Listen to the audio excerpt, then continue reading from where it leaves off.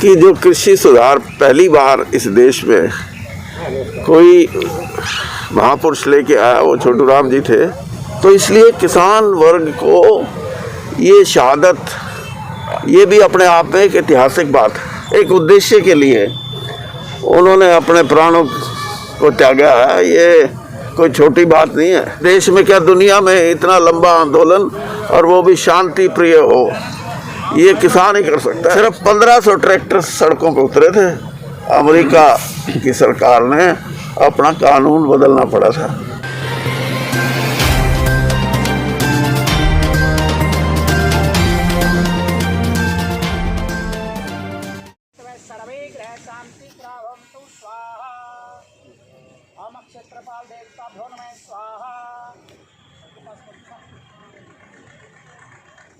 प्रजापताय स्वाहा, प्रजापताय स्वाहा, इदं प्रजापताय स्वाहा, ओमाय स्वाहा, इदं भौमसे नमः स्वाहा।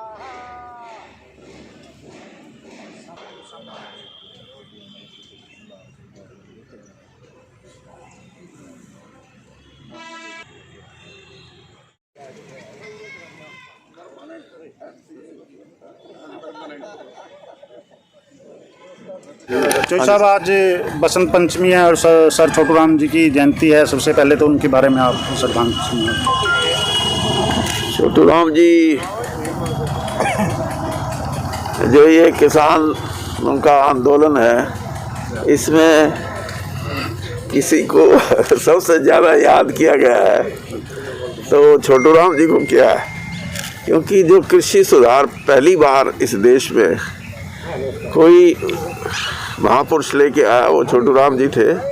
चाहे वो APMC था और चाहे एक नई सोच दी उन्होंने MSP के नाम से कि किसान को सिर्फ अन्नदाता मत समझो, उसकी आर्थिक स्थिति भी सुधारने का प्रयास करो। तो अंग्रेज़ के ज़माने में 6 रुपये से और 11 रुपये जो मन का भाव तय करवाया, उससे एक नई सोच पैदा हुई किसान वर्ग में कि हम सिर्फ अपना पेट भरने के लिए, अपने सीरी साझी का पेट भरने के लिए नहीं है, हम आर्थिक तौर पे भी दुनिया की अर्थव्यवस्था में जुड़ना हमारा ज़रूरी है, ताकि हमारे बच्चे, हमारा भविष्य भी वैसा ही हो जैसा किसी एक और काम करने वाले का। कोई इंडस्ट्रियलिस्ट है, कोई बिजनेसमैन है, कोई नौकरी में है। तो एक नई सोच उन्होंने दी। इसीलिए इस किसान आंदोलन में हम जो 75 साल में छोटू राम जी के लिए नहीं कर सके, 2 महीने के आंदोलन ने उनको दूसरे जितने भी राजनेता कृषक समाज से हुए हैं उनमें प्रबल अगर किसी की याद आई किसान को तो वो छोटू राम जी की है। तो आपको ये आंदोलन जितना लंबा चलेगा उससे किसी को लाभ नहीं मिलने वाला, सरकार में बैठे लोगों को भी नहीं मिलना। और ये आंदोलन आहिस्ता आहिस्ता इसकी शक्ल बदल रही है। अभी तक तो हम ये समझते थे हमारा आंदोलन है, किसानों का है, लेकिन आज जो कंज्यूमर है, कंज्यूमर को हिंदी में क्या बोलते हैं, उपभोक्ता को ज़्यादा चोट लगने की संभावना उसको नज़र आने लगी है। तो ये एक समाज का आंदोलन बन के हो रहा है। तो मेरा अपना ये मानना है कि जल्दी इसका समाधान निकले, उतना ही राष्ट्र हित में भी है, किसान हित में भी है और जो सरकार चला रहे हैं उनके भी हित में है। सर 170 से ज़्यादा किसान शहीद हो रहे हैं, उनके बारे में क्या राय है सर? देखिए, आप अगर हमारे किसी मंत्री के बारे में पूछ रहे हो मेरे से तो अलग बात है। नहीं, राय सबकी अलग अलग होती है। राय नहीं, मैंने यही देखे भाई, पत्रकार भी देखे। वो जो गए थे लोग जो शहीद हुए हैं, वो किसी एक पर्पज़ के लिए, एक उद्देश्य के लिए उन्होंने अपने प्राणों को त्यागा है। ये कोई छोटी बात नहीं है। कोई ये कहे कि कोई तो बीमार हो के मर गया, किसी का हार्ट अटैक, ये उन लोगों की सोच हो सकती है जिनकी छोटी सोच है।